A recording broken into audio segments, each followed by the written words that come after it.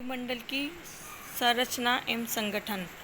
आज हमारा जो टॉपिक है वायुमंडल का संगठन, इसके बारे में आज हम आपको बताएंगे कि वायुमंडल में कितनी गैसें होती हैं और वायुमंडल की जो संरचना है वह किन परतों से मिलकर बनी है। सबसे पहले तो हम देखेंगे कि वायुमंडल की परिभाषा क्या है, यानी वायुमंडल किसे कहते हैं।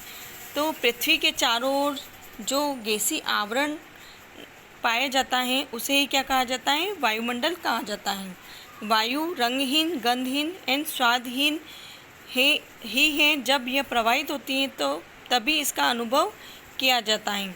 जल और स्थल के समान वायु अत्यधिक बनी होती है, साथ ही बाहर होने के कारण दबाव उत्पन्न करती हैं।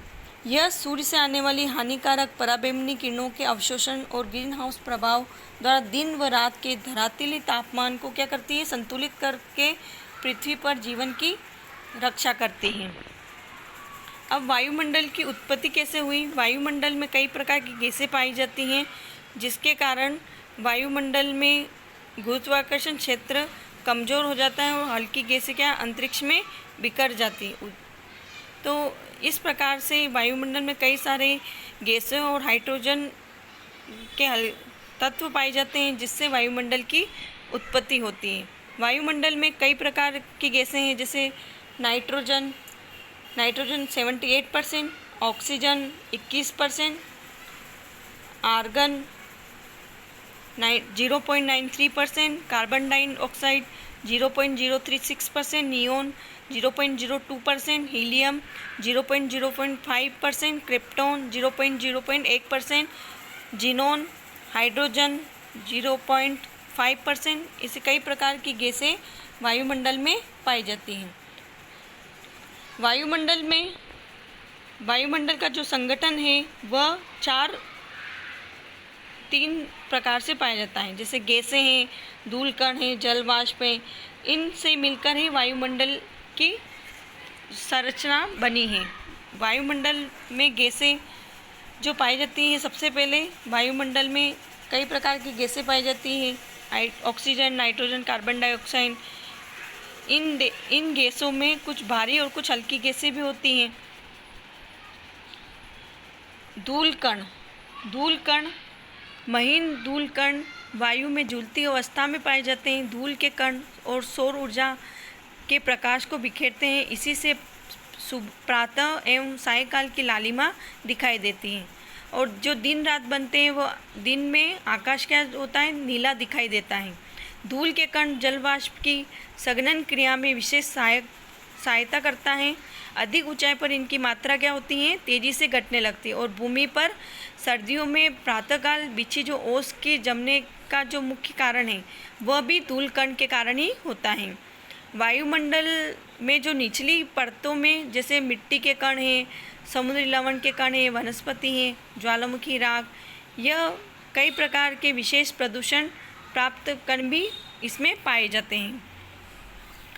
अगला है जल वाष्प। वायुमंडल की निचली परतों में जल वाष्प की कम अधिक मात्रा अवश्य पाई जाती है। आकाश में जितने भी प्रकार के संघनन के रूप में विकसित होते रहे हैं वे सभी वायु में वाष्प की उपस्थिति का ही परिणाम होता है। हम जानते हैं कि विषुवत रेखा से ध्रुवों की ओर जाने पर तापमान घटने के साथ साथ जल वाष्प की कुछ मात्रा भी कम होती जाती है और परिवर्तन मंडल में होने वाले सभी प्रकार की गतिशील जो क्रियाएं होती हैं, जैसे बिजली बनना, मेघ गर्जन, वर्षा, ओला, कोहरा आदि सभी जल वाष्प की उपस्थिति से ही होते हैं। वायुमंडल की जो संरचना है, हमने एक चित्र वायुमंडल की जो संरचना है उसमें एक चित्र बना के रखा है। चित्र में बताया गया है कि सबसे जो निचली परत होती है सौरमंडल, उसके बाद समताप मंडल, फिर मध्य मंडल, फिर आयन मंडल और वायुमंडल। सौरमंडल में 10 किलोमीटर से 45 डिग्री सेंटीमीटर तक होता है। समताप मंडल 50 किलोमीटर, मध्य मंडल 80 किलोमीटर और आयन मंडल 100 किलोमीटर की गहराई में पाया जाता है। तो इस प्रकार से वायुमंडल की जो परतें हैं, वायुमंडल को 5 परतों में बांटा गया है। सौरमंडल, समताप मंडल, ओजोन मंडल, आयन मंडल। और बहिर्मंडल या बाह्यमंडल। तापमान एवं वायु की विशेषताओं के आधार पर वायुमंडल के स्तरों में कई भागों में, कई परतों में विभाजित किया जाता है। सबसे पहले जो है वह है क्षोभमंडल। वायुमंडल, यह वायुमंडल की सबसे निचली सतह होती है। इसे परिवर्तन मंडल भी कहते हैं। इस मंडल का नामकरण ट्रीजेंस डी बोट ने किया। इस मंडल को संवहनी परत भी कहा जाता है।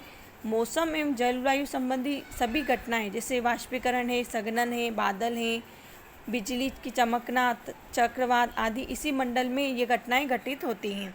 वायुमंडल के समस्त गैसीय द्रव्यमान का 75% भाग इसी मंडल में ही है। क्षोभमंडल में 165 मीटर की ऊंचाई में 1 डिग्री सेल्सियस तापमान कम हो जाता है, जिसे सामान्य तापपतन दर भी कहते हैं। या 1000 मीटर की ऊंचाई पर यह 6.5 किलोमीटर की कमी पाई जाती है। तापीय प्रतिदोमन की घटना इसी मंडल में घटित होती है। क्षोभमंडल में वायु की गति ऊर्ध्वाधर होती है। इसकी ऊंचाई 8 से 14 मीटर तक होती है, लेकिन विषुवत रेखा पर इसकी ऊंचाई क्या हो जाती है, 18 किलोमीटर तक पाई जाती हैं। दूसरी जो परत है वो है समताप मंडल। समताप मंडल, इस मंडल की खोज ट्रीजेंस ने 1902 में किया था। औसत रूप में समताप मंडल की ऊंचाई 50 किलोमीटर तक पाई जाती है। इस मंडल में वायु की गति क्षैतिज होती है। तापमान जो होता है लगभग समान पाया जाता है। यह जो मंडल है इसमें हवाई जहाज भी उड़ाए जाते हैं। इस मंडल में शुष्क पवन, मंद पवन, संचार, बादलों का भी अभाव पाया जाता है, किंतु कभी कभी निचले समताप मंडल में मदर ऑफ पर्ल क्लाउड या निक्रेस क्लाउड भी कहते हैं, जिसे मुक्ताप के भी कहा जाता है। यह सारी जो क्रियाएं वो समताप मंडल में होती हैं। तीसरी जो परत है वो है ओजोन मंडल। ओजोन मंडल, इस मंडल की ऊंचाई लगभग 20 से 50 किलोमीटर तक मानी गई है। सर्वाधिक सकेंद्रण 22 से 35 किलोमीटर पाया जाता है। इस मंडल का तापमान अधिक होता है क्योंकि सूर्य से आने वाली अल्ट्रावायलेट किरणों को इस मंडल में अवशोषण कर लेता है, इसलिए तापमान यहाँ क्या पाया जाता है, अधिक होता है।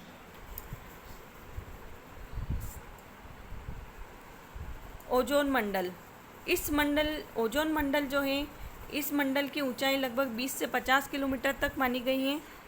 सर्वाधिक सेकंड 22 से 35 किलोमीटर पाया जाता है। ओजोन मंडल के बाद मध्य मंडल, इस मंडल का विस्तार सागर तल से 50 से 80 किलोमीटर तक पाया जाता है। इस मंडल में ऊंचाई के साथ तापमान में गिरावट आने लगती है और यह तापमान 80 से 100 डिग्री सेल्सियस तक जाता है। मध्य मंडल की ऊपरी सीमा को क्या कहा जाता है, मेसोपॉज भी कहा जाता है। मध्य मंडल के बाद आयन मंडल, इसका विस्तार सागर तल से 80 से 40 किलोमीटर तक पाया जाता है। इस मंडल में ऊंचाई के साथ कई परतें पाई जाती हैं, जैसे DEFG परत पाई जाती हैं। डी परत न्यून आवर्ती रेडियो तरंग का परावर्तन करती हैं। यह सूर्य अस्त के साथ समाप्त हो जाती हैं। ई परत, यह परत मध्यम एवं उच्च आवृत्ति वाली रेडियो तरंग का परावर्तन करती हैं। एफ परत भी मध्यम और उच्च आवृत्ति वाली रेडियो तरंगों को पृथ्वी की ओर परिवर्तित करती हैं। जी परत जो होती हैं वह इसकी स्थिति दिन और रात दोनों समय होती हैं। इस मंडल की महत्वपूर्ण विशेषता इसमें अरोरा ऑस्ट्रेलिस और अरोरा बोरियालिस की होने वाली घटनाएं पाई जाती हैं। पांचवी जो परत है वो है वायुमंडल। वायुमंडल 640 किलोमीटर के ऊपर अंतरिक्ष को क्या कहा जाता है, वायुमंडल कहा जाता है। नॉक्टिलुसेंट बादल मध्य मंडल में ध्रुवों के ऊपर ग्रीष्मकाल में उल्काधूल और संवहनी प्रक्रियाओं द्वारा ऊपर लाई गई आर्द्रता के सहयोग से ही संघनन होने से निर्मित बादलों को नॉक्टिलुसेंट बादल कहते हैं। तो इस प्रकार से वायुमंडल में 5 परतें पाई जाती हैं, जो क्षोभ मंडल, समताप मंडल, ओजोन मंडल, आयन मंडल और वायुमंडल। ये सारी गैसें अपने अपने अनुसार कार्य करती हैं।